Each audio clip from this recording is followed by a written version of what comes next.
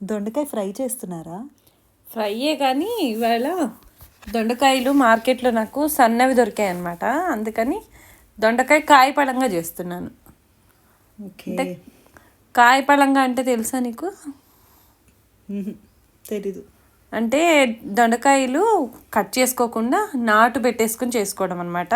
First ఇలా శుభ్రంగా కడిగేసుకోవాలి దొండకాయలు 1-2 సార్లు బాగా కడిగేసుకుని శుభ్రంగా అలా పక్కకు పెట్టేస్తున్నాను. కింద మట్టి అంతా ఉంటుంది చూడు, అందుకని 2 సార్లు కడుక్కోవాలి. కడిగేసిన తర్వాత అదిగో పైన కింద అలా తొడిమెలు తీసేసుకొని ఒక నాటు పెట్టుకోవడమే. మామూలుగా ఫ్రై చేసుకుంటాం కదా, అలా కాకుండా ఇది వెరైటీ అనమాట. ఓకే. వెరీ లెస్ ఆయిల్తో అన్నారు కదా. ఇందులో స్పెషల్ ఏంటంటే నూనెలు ఎక్కువ పోసి డీప్ ఫ్రై చేయకుండా కొంచెం నూనెతోటే, మామూలు ఫ్రై కంటే తక్కువ నూనె పడుతుంది అనమాట.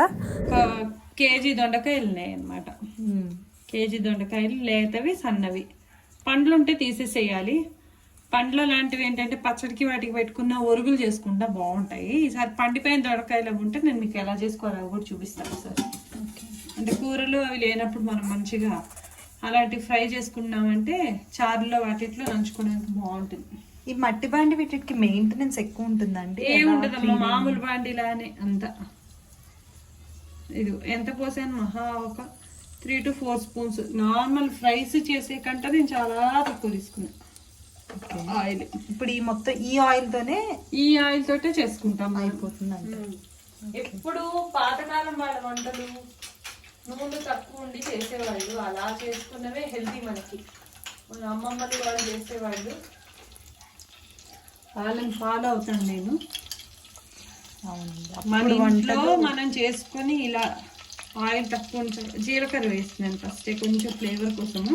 ఓకే. కొంచెం కరివేపాకు అది కూడా వేసుకోవచ్చు, కానీ నూనె వేగిపోయింది కదా, దొండకాయలు వేసేసాను.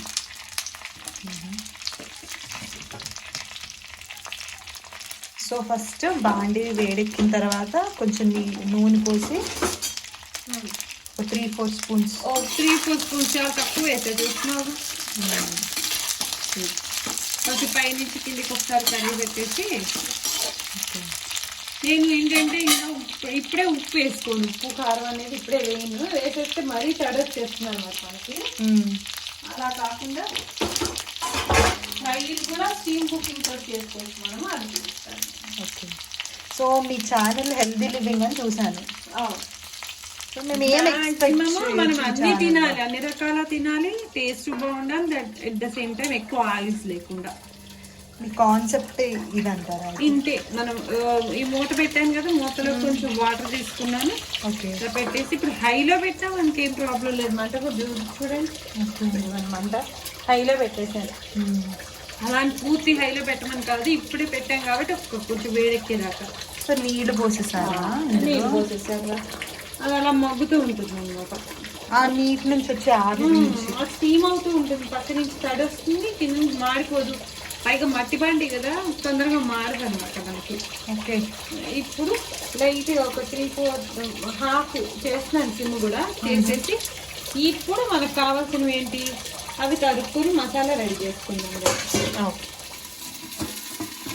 ఇప్పుడు ఎలా ఉంది? చిట్టుపట్టు సౌండ్ వచ్చేస్తుంది. సౌండ్ వస్తుంది, మనకి ఫ్రై అవుతుంది చూసావా. బాండి పెట్టిన 5 నిమిషాలకి ఇది ఇలా అయింది. ఎందులో ఆయిల్ వేసి ఫ్రై చేసినట్టే వస్తుంది. ఓకే. మాడట్లేదు. మాడదు. స్మెల్ కూడా మంచిగా కమ్మగా వస్తుంది, ఒక టైప్ మంచి స్మెల్.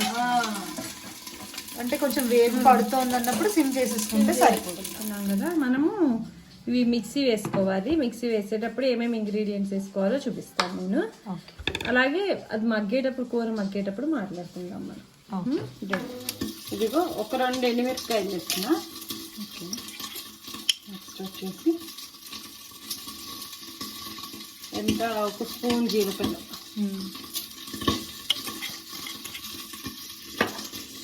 ఇవి 2 ఒకసారి మనం మిక్సీ తిప్పేద్దాం.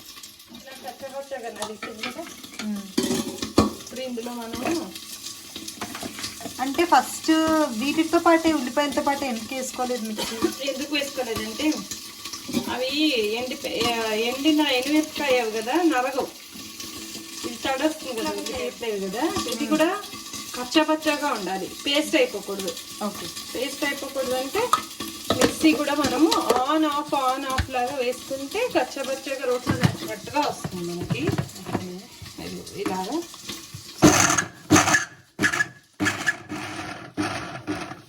ఇలా రావాలి, రోట్లో దంచుకున్నట్టు ఒక్కసారి తిప్పేస్తే పేస్ట్ అయిపోతుంది.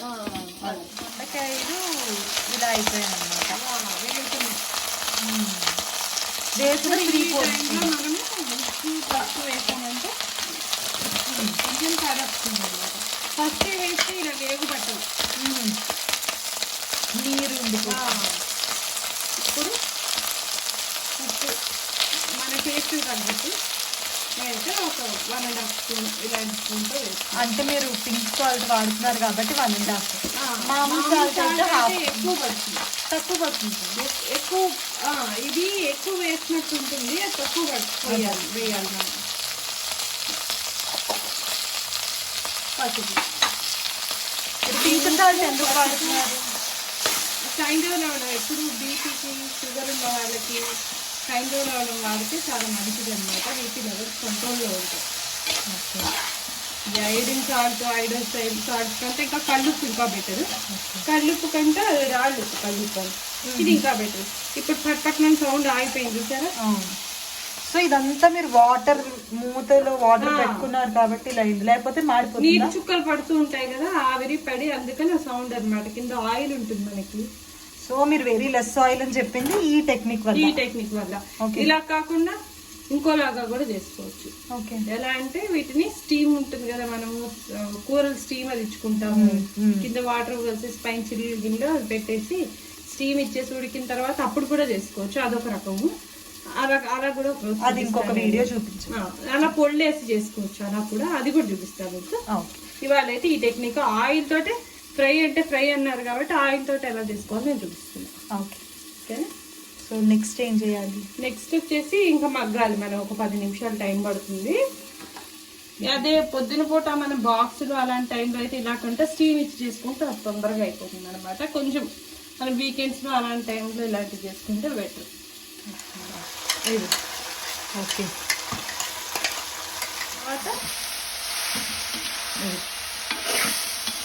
ఉల్లిపాయ కూడా సగం మగ్గిపోయింది, ఆల్మోస్ట్ మగ్గిపోయింది.